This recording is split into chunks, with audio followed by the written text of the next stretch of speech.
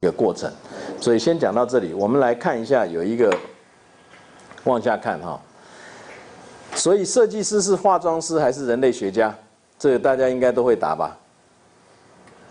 说设计师、化妆师的举手，我看没有。说人类学家的举手，我看。不举手的人，告诉我你是什么意思？你说。不可以，设计师绝对不是化妆师。设计师如果想象自己是化妆师，就自己把自己贬得很低很低。设计师绝对不可以当化妆师。你们都是被现在的媒体害到了，以为设计就是把它弄得漂漂亮亮，那个是最没有用的一个部分。所以设计师绝对不可以自诩为化妆师，因为那个跟设计无关。设计不是变美，设计是变成对它有用。那你需要是人类学家，你需要去了解说他需要什么，我提供什么，他听得懂什么，我跟他沟通什么。但是你不是讲说我的鼻子不够高，我把它这边涂点阴影。化妆师是这个意思吧？意思是说你鼻子不够高，他这边给你涂一涂，你看到阴影，你觉得鼻子高一点。再一次，我告诉你。那个叫做说谎，说谎的东西都不会成功。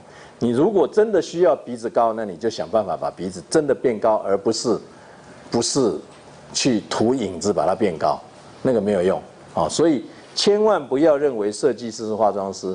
如果你在当学生的时候都已经把自己定位成为我是在做化妆的，哦，那你算了，你可以不用读啊，你现在就去画，很容易，那你就画了。那因为那个是。不需要思考，你的设计会完全没有力道，那来干嘛？所以你的学校就变成白读。我的意思不是化妆师没有用，而是说把设计当成是化妆这件事情是不对啊。OK， 等一下要跟各位介绍这一位的演讲，这一位叫做 Yves Behar， 他是一个很特别的人，请各位看右下角。他的妈妈是东德人，他的爸爸是土耳其的犹太人。他生在瑞士的洛桑，他现在住在美国。所以，如果我们不在 Wikipedia 上面判断，你看他的脸，你看他的名字，你真的不晓得是什么。但是我不是要跟各位报告他的身世，我是要告诉各位说，他是1960几年、1965年左右生的人，很年轻的一个设计家。可是我给各位看他的作品，他的作品做了非常多很重要的作品。为什么这么多大公司去找他做作品？是因为他很会化妆吗？是因为他长得帅吗？长得帅可能有一点点帮助，可是没用啊。有一点点帮助，可是没用。了解我意思吗？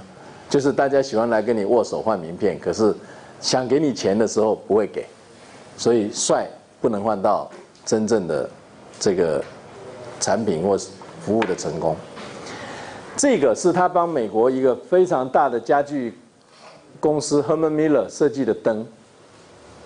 这个灯各位可以上网站去看看它的有什么特别的地方。不过先让各位看到说，它设计出来的灯跟你想象的灯其实不见得一样。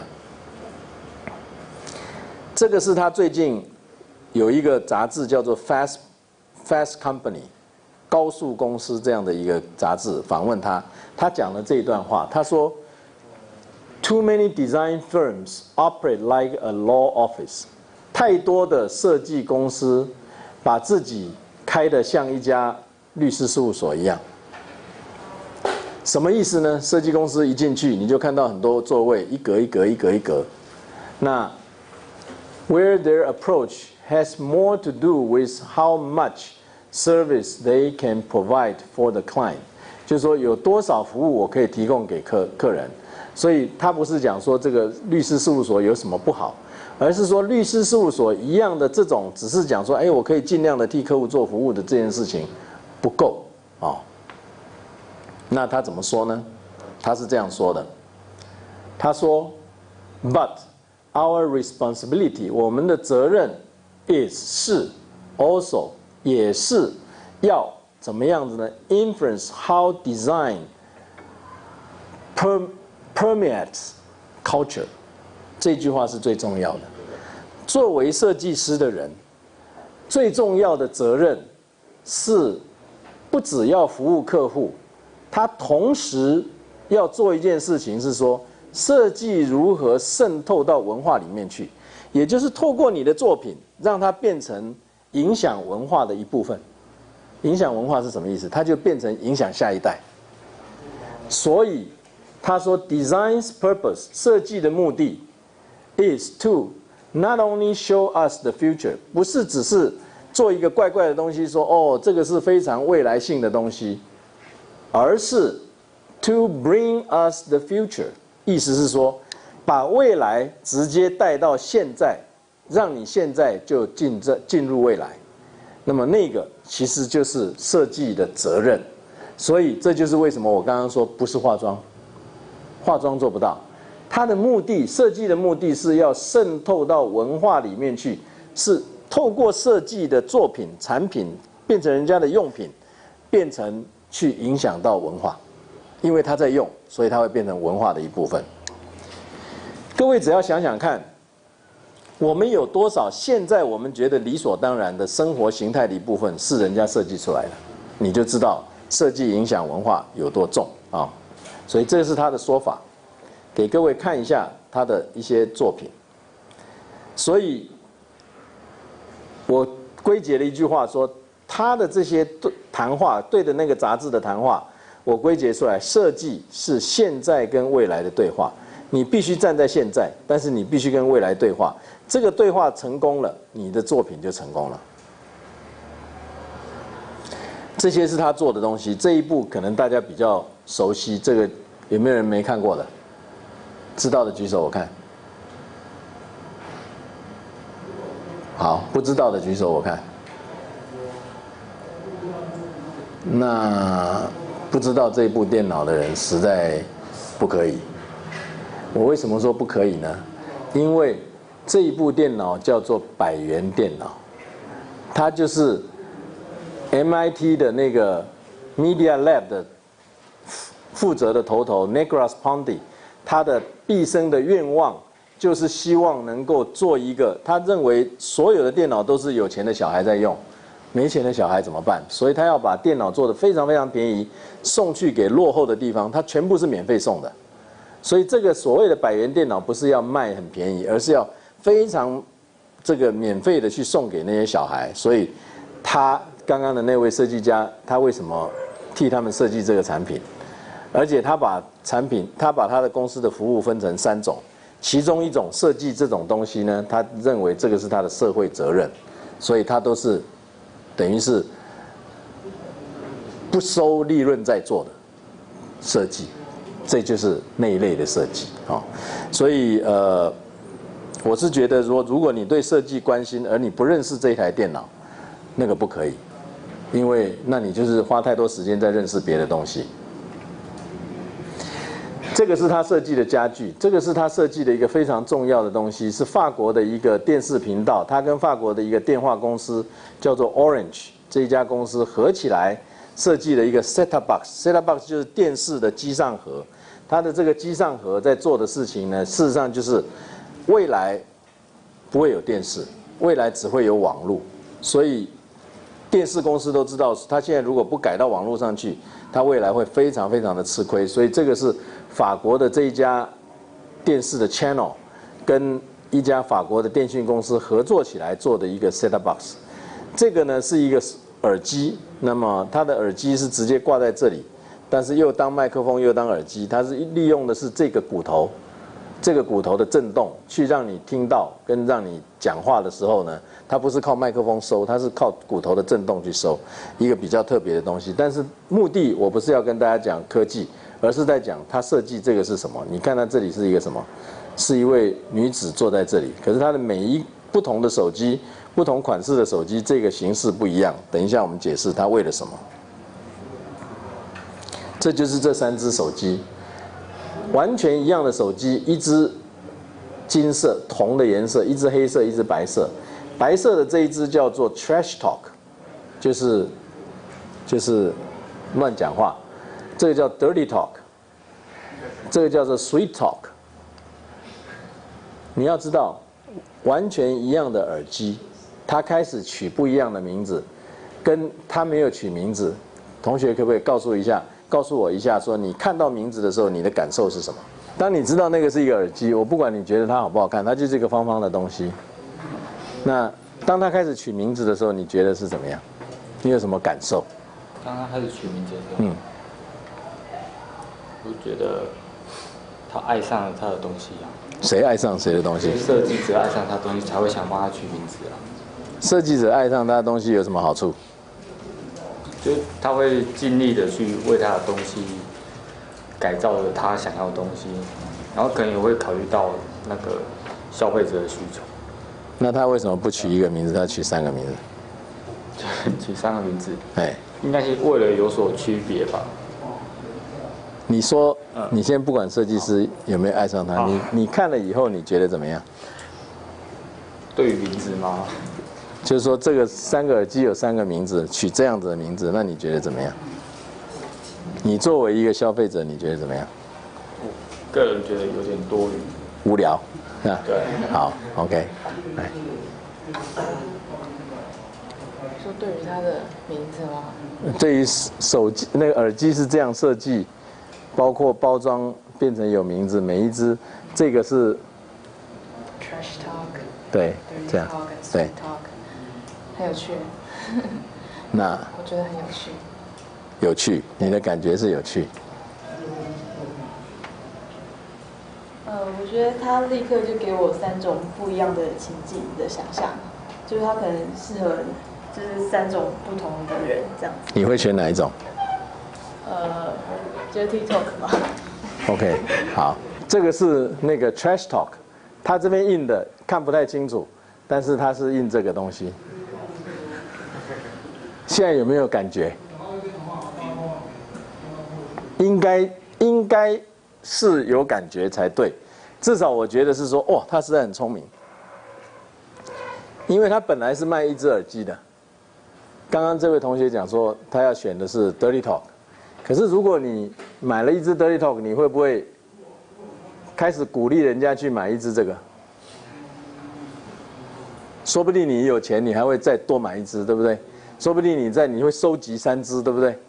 就是这个意思。那个就是变成产品。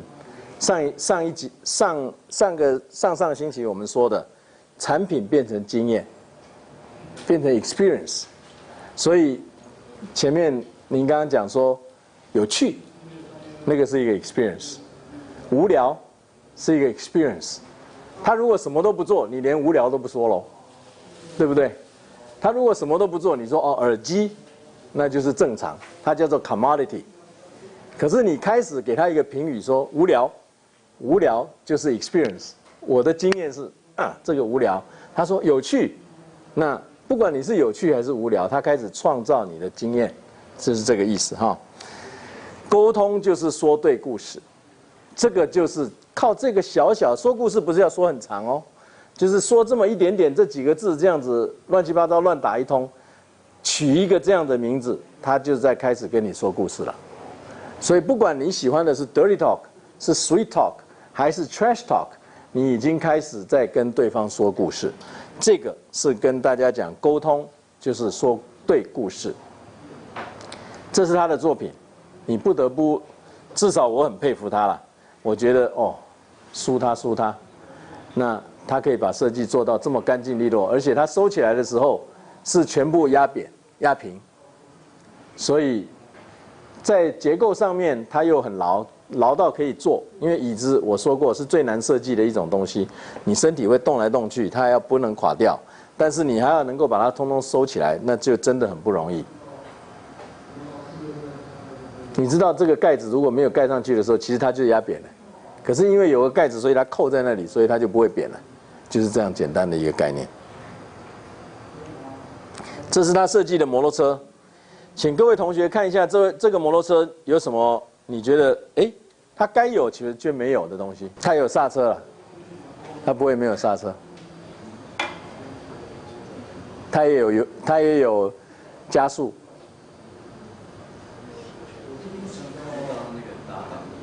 啊？没有这个打档。没有打档。好，有一种东西应该摩托车要一看就看出来，这里实在有点看不太见。我告诉各位好了，这样问不公平。它没有排气管，对不对？摩托车通常一定要有排气管，而且拿排气管来设计出来说，哇，那个是最帅的地方嘛，对不对？好，它没有排气管，它为什么没有排气管？因为它连油箱都没有，所以它是一部电车。它是这一家公司叫做 Mission Motors， 是一个，你看它取这个名字就知道了。它是为了环保，为了要飙车的人，可是他不要让他飙汽油这样砰砰砰砰砰的这个的那种摩托车，所以它是 electric performance 的最快的 production 是 electric motorcycle in the world， 最快的摩托车在世界上。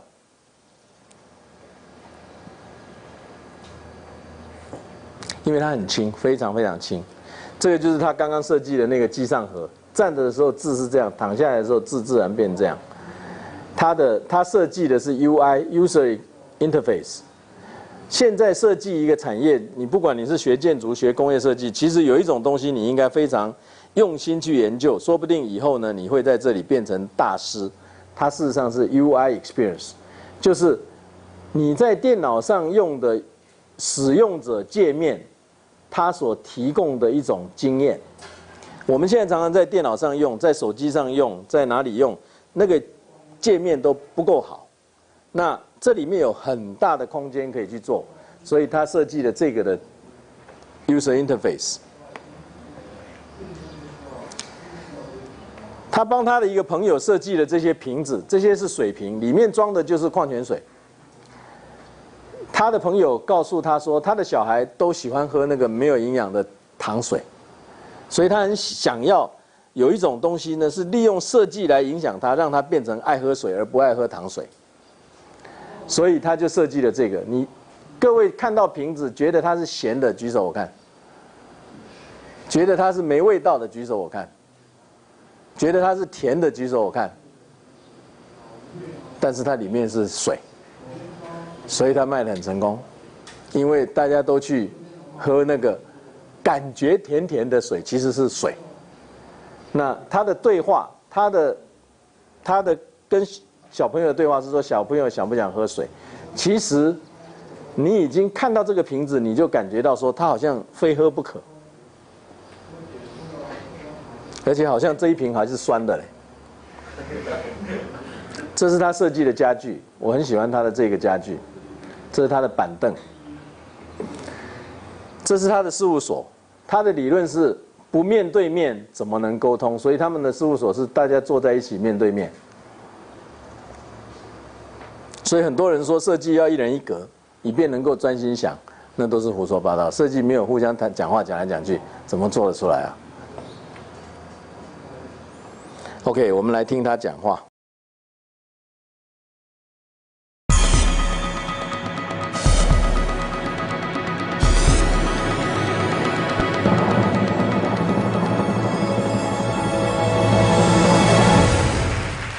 Being a child and sort of crawling around the house, I remember these Turkish carpets, and there were these scenes, these battle scenes, these love scenes. I mean, look, this animal is trying to fight back the spear from this soldier, and this. My mom took these pictures actually last week of our carpets, and I remember this to this day. There was another object, this sort of towering piece of furniture with creatures and gargoyles and nudity and pretty scary stuff when you're a little kid. What I remember today from this is that objects tell stories. So storytelling has been a really strong influence in my work. And then there was another influence. I was a teenager, and at 15, 16, I guess like all teenagers, we want to just do what we love and what we believe in. So I took the two things, I fused together the two things I loved the most, which was skiing and influence in my work. 各位有没有听到他刚刚讲了一句很重要的话？ Object tells stories， 就是任何一个东西，它都给观看的人一个故事感。像那个柜子，他觉得里面有鬼，然后那个地毯，他觉得说哇，里面有好多故事。And then there was another influence. I was a teenager, and at 15, 16, I guess like all teenagers, we want to just do what we love and what we believe in. So I took the two things, I fused together the two things I loved the most, which was skiing and windsurfing. Those are pretty good escapes from the drab weather in Switzerland. So I created this compilation of the two. I took my skis and I took a board and I put a mast foot in there and some foot straps and some metal fins. And here I was sort of going really fast on frozen lakes. It was really a death trap. I mean, it was incredible. It worked incredibly well, but it was really dangerous. And I realized then I had to go to design school. I mean, look at those graphics there.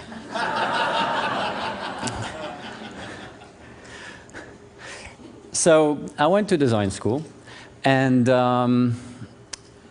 you know, it was the early 90s when I finished, and I saw something extraordinary happening in Silicon Valley. So I wanted to be there. I saw that the computer was sort of coming into our homes, that it had to change in order to sort of be with us in our homes. And so I got myself a job, and I was working for a consultancy, and we would get into these meetings, and these managers would come in. And they would say, well, what we're going to do here is really important, you know, and they would give the projects code names, you know, mostly from Star Wars, actually. Things like C-3PO, Yoda, Luke. So, you know, in anticipation, I would be this young designer in the back of the room, and I would sort of raise my hand and I would ask questions. I mean, in retrospect, you know, probably stupid questions, but things like, you know, what's this cap lock key for, or this num lock key for? You know, that thing. You know, do people really use it? Do they need it? Do they want it in their homes? What I realized then is they didn't really want to change sort of the legacy stuff. They didn't want to change the insides. They were really looking for us, the designers, to create the skins, to sort of put the outside. 他说那些大公司的人在请他们做设计的时候，并没有真的想让他们把这个事情真的改变，他只是希望他做个改变外观，这个叫什么？化妆。所以千万不要走到这一条路。他就是因为不想走这条路，他才会变成真正很特别的设计师。To create, you know, to put some pretty stuff outside of the box. And I didn't want to be a colorist. You know, it wasn't what I wanted to do. I didn't want to be a stylist in this way. And then I saw this quote: "Advertising is a price companies pay for being unoriginal." So I had to start on my own. So I moved to San Francisco, and I started a little company, Fuse Project. And what I wanted to work on is important stuff. And I wanted to really sort of not just work on the skins, but I wanted to work on the entire human experience. So the first projects were sort of humble, but they took technology and maybe made it into things that people would use in a new way, maybe finding some new functionality. This is a watch we made for Mini Cooper, the car company, right when it launched. And it's the first watch that has a display that switches from horizontal to vertical. And that allows me to sort of check my time really discreetly here without bending my elbow. And other projects which were really about transformation, about sort of matching sort of the human need. This is a little piece of furniture for an Italian manufacturer, and it ships completely flat, and then it folds into a coffee table and a stool and whatnot. And something a little bit more experimental. This is a light fixture for Swarovski, and what it does is it changes shapes. It goes from a circle to a round to a square to a figure eight. And just by drawing on a little computer tablet, the entire light fixture sort of adjusts to what shape you want. And then finally, the leaf lamp for Herman Miller. This is a pretty involved process. It took us about 4.5 years, but 有没有任何一个厂商会给你4年半设计一盏灯？就这么一点点的灯，4年半，很难吧？但是这就是 Herman Miller 为什么会变成 Herman Miller 的原因。Herman Miller 的椅子从1920年代设计的东西，现在还都大卖。这个就是因为他们公司的传统是对设计非常非常重视。那他们请的设计师也都是世界一流的设计师，所以他不会是找一群设计师来在工厂里画一画，赶快把它做出去，然后这个寿命大概2年3年，然后就作废，然后再来一个新的，不是，因为他要把这些东西都变成在历史上变成一种独特的体验。I really was looking for creating a unique experience of light, a new experience of light. So we had to design both the light and the light bulb. And that's a unique opportunity, I would say, in design. And the new experience I was looking for is giving the choice for the user to go from a warm, sort of glowing kind of mood light all the way to a bright work light. So the light bulb actually does that. It allows the person to switch and to mix, these two colorations. And it's done in a very sort of simple way. One just touches the base of the light, and on one side you can mix the brightness, and on the other, the sort of coloration of the light. So all of these projects have sort of a humanistic sense to them. And I think as designers, we need to really think about how we can create a different relationship between our work and the world. Whether it's for business or as I'm going to show on some sort of civic type projects. Because I think everybody agrees that as designers, we bring value. Value to business, value to the users also. But I think it's the values that we put into these projects that ultimately create the greater value. And the values we bring can be, about environmental issues, about sustainability, about low power consumption. They can be about function and beauty. They can be about business strategy. But design is really the glue that brings these things together. 刚刚的这一句话也很重要。设计是一种胶水，它把所有这些不同的价值合在一起。记不记得我们刚刚跟同学说的？你说最重要的是叫做什么？健康。后面的同学说重要叫做口感，有人说重要的叫做价格，有人说重要的叫做这个品质。所以那些都是价值观。那设计的目的就是要把所有这些不同的价值观把它粘在一起。变成一个东西跑出来，所以 So, Jawbone is a project that you're familiar with, and it has a humanistic technology. It feels your skin. It rests on your skin, and it knows when it is you're talking. And by knowing when it is you're talking, it gets rid of the other noises that it knows about, which is the sort of environmental noises. But the other thing that's humanistic about Jawbone is that we really decided to sort of take out all the techie stuff and all the nerdy stuff out of it and try to make it as beautiful as we can. I mean, think about it. The care we take in selecting sunglasses or jewelry or our accessories is really important. So if it isn't beautiful, it really doesn't belong on your face. And this is what we're pursuing here. But how we work on Jawbone is really unique. I want to point at something here on the left.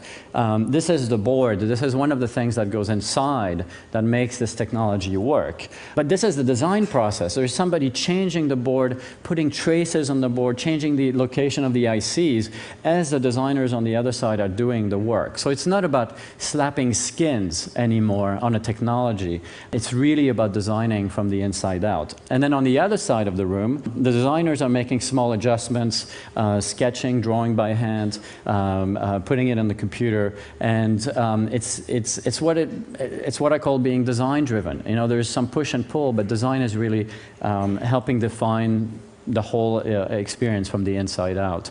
And then, of course, design is never done. And this is the other new way, the other way that is unique in how we work is because it's never done, you have to do all this other stuff, the packaging and the website, and you need to sort of continue to really touch the user in many ways.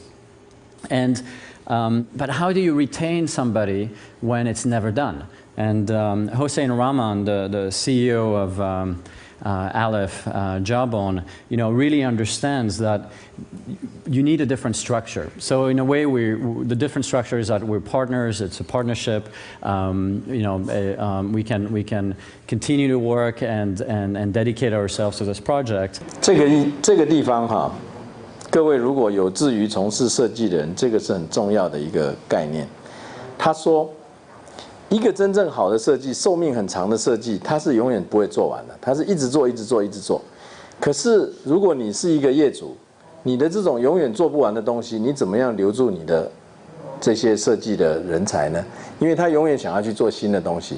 那如何能够让这些永远想要做新的东西的设计者，他能够愿意跟这个永远做不完的这样子的一个蓝牙耳机继续的在一起？所以那个就是他们现在这个公司的一种架构。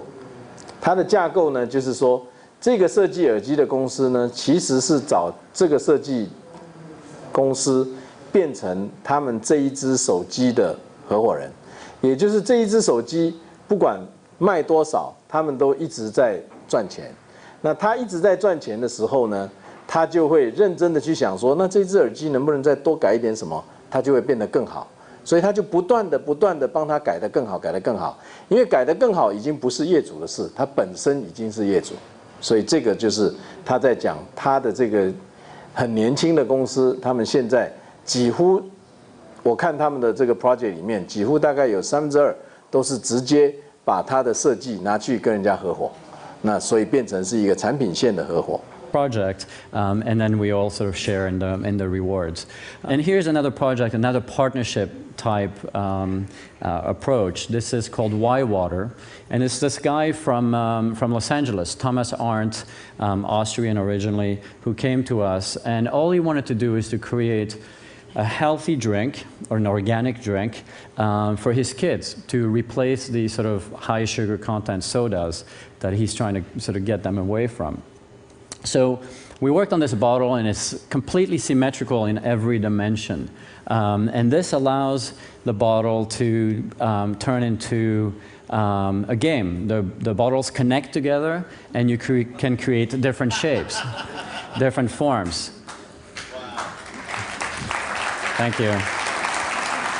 And then while we were doing this, the shape of the bottle upside down reminded us of a Y. And then we thought, well, these words, why and why not, are probably the most important words that kids ask. So we called it Why Water.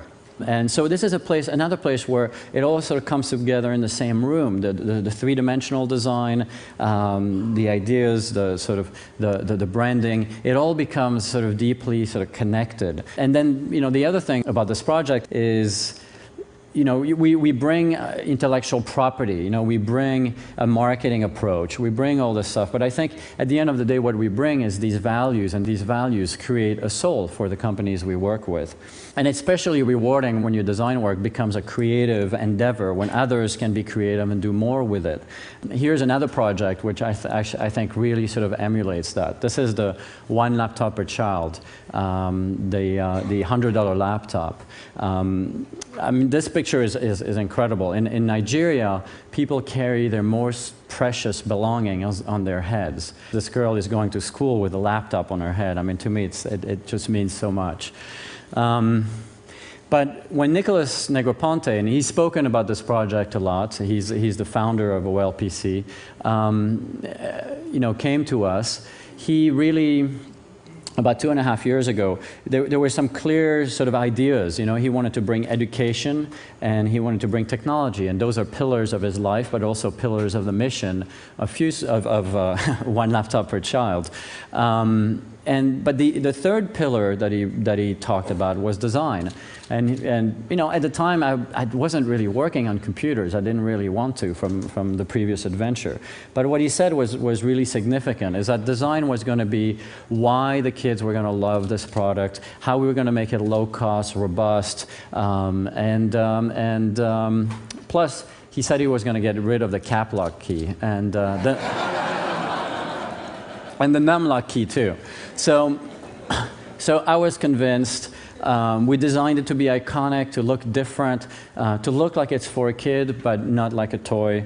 And then all these sort of, the integration of all these great technologies which you've heard about, you know, the Wi-Fi antennas that allow the kids to connect, the screen which you can read in sunlight, the keyboard which is made out of rubber and is protected from the environment. You know, all these great technologies really happened because of the sort of the passion and the, you know, the OLPC people and the engineers.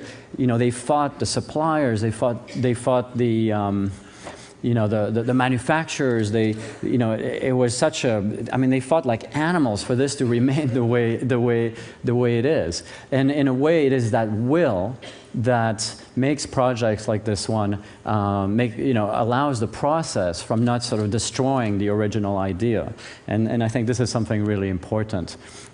So now, you know, you get these pictures. You get up in the morning and you see the kids in Nigeria and you see them in Uruguay with the computers and in Mongolia.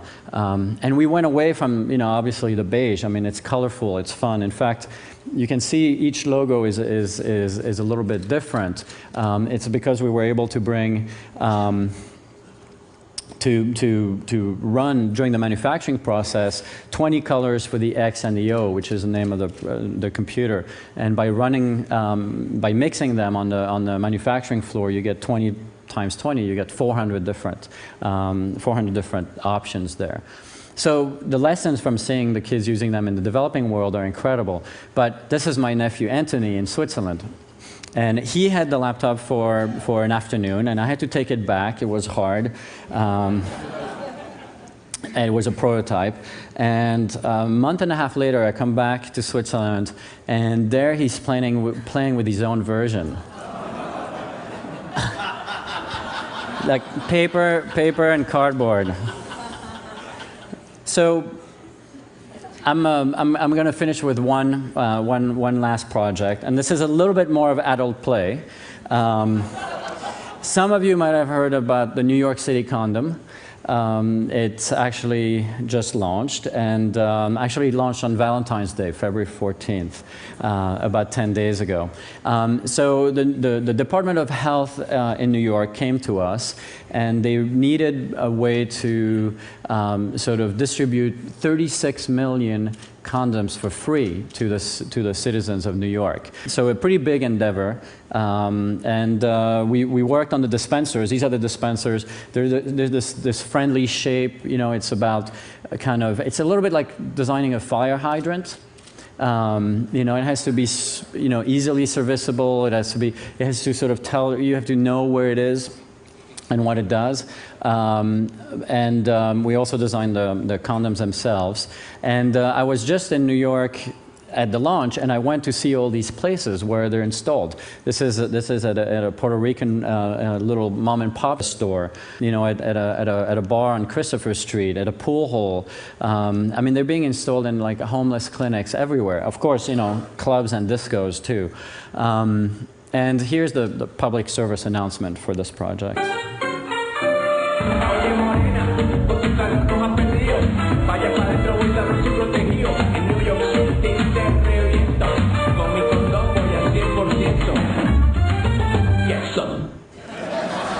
Get some.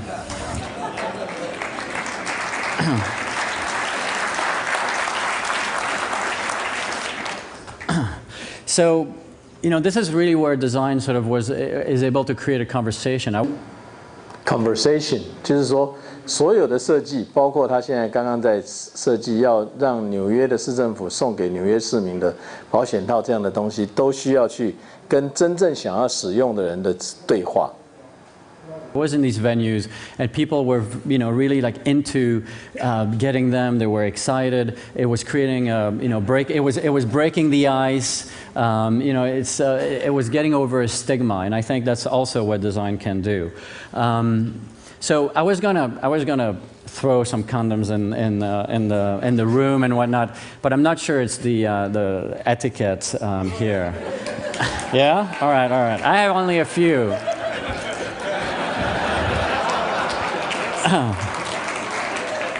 So I have more. You can always ask me for some more later. And if anybody asks why, you're carrying a condom, you can just say you like the design. So I'll finish with just one thought. If we all work together on creating value, but if we really keep in mind the values of the work that we do, I think we can change the work that we do. We can change these values, can change the companies we work with, and eventually together maybe we can change the world. So thank you.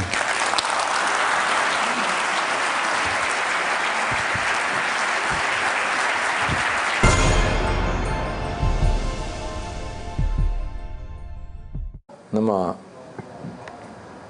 基本上我们就是介绍了这位年轻的设计家，他在 create object that tell stories， 意思是说你的每一个东西都需要有故事。他刚刚的每一个东西，大概我们就不再重复，都说了一个故事。